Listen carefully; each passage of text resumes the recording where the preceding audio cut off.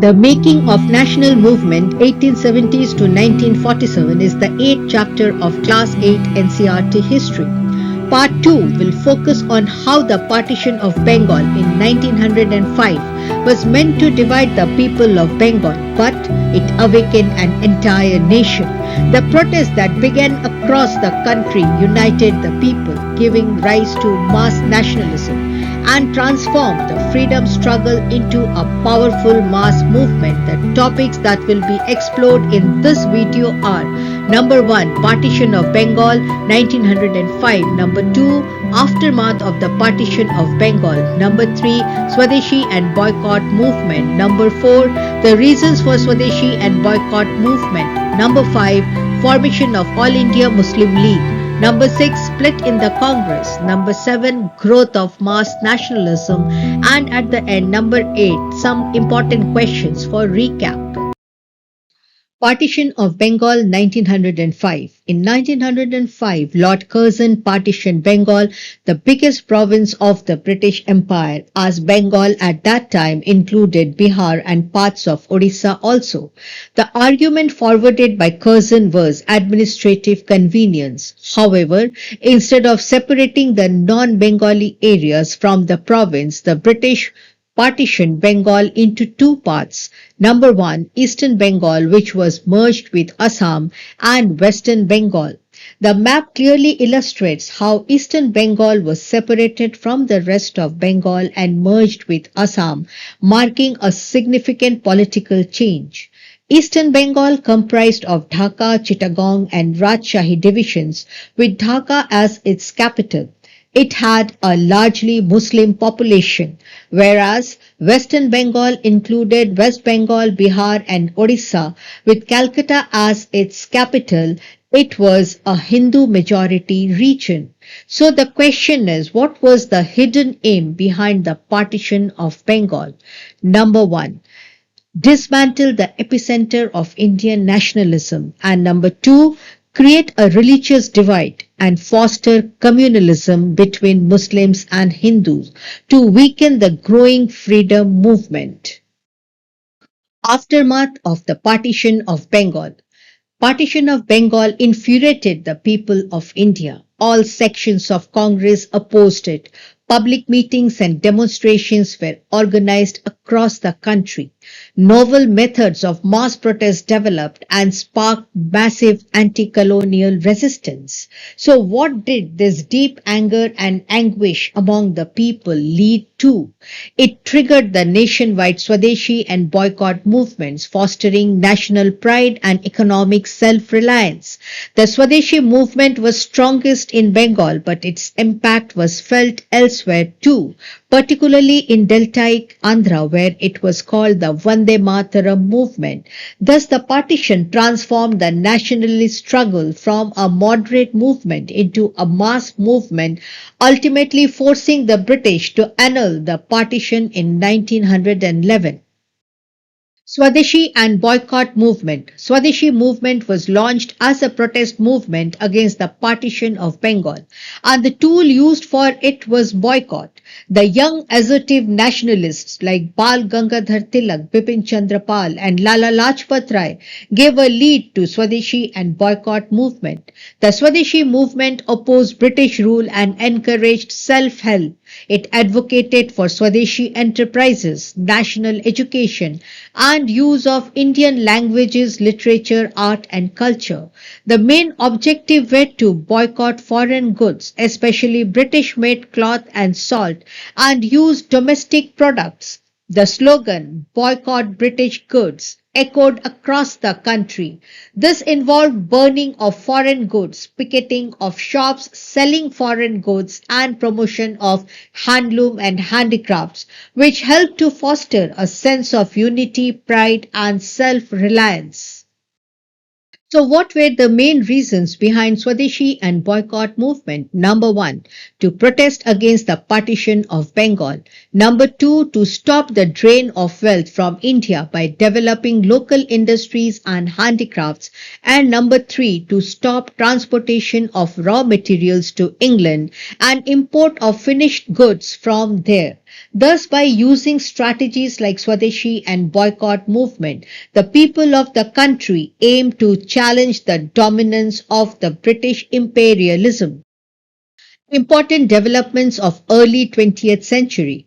Two important developments took place approximately at about the same time. The first was formation of All India Muslim League. The All India Muslim League was established as a political party in Dhaka in 1906 with the blessings of the Viceroy Lord Minto. The league supported the partition of Bengal.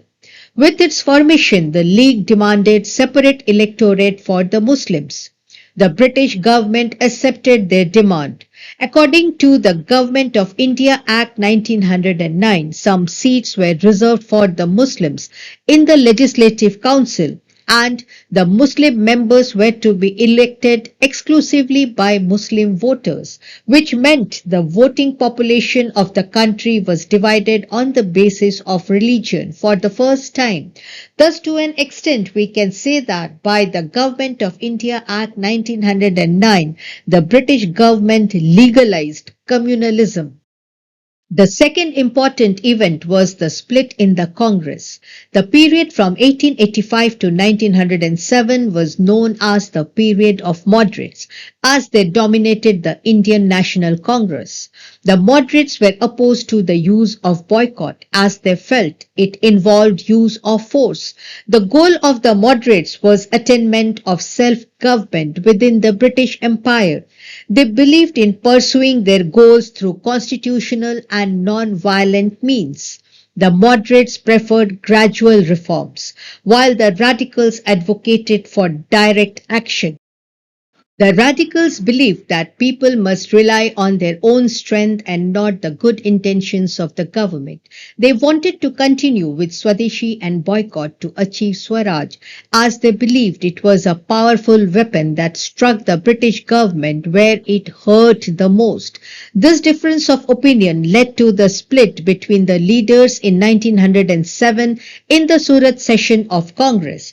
After the split, the Congress came to be dominated by the moderates, with Tilak's followers functioning from outside.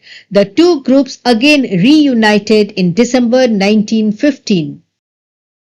The growth of mass nationalism. After 1919, the fight against British rule was no longer confined to a few leaders. It became the voice of the masses, with peasants, tribals, students, and women stepping forward in large numbers. What led to this transformation? Let's find out. Number one, the First World War transformed India's economic and political landscape. Defense expenditure soared. To meet this rising cost, the colonial government increased taxes on individual incomes and business profits.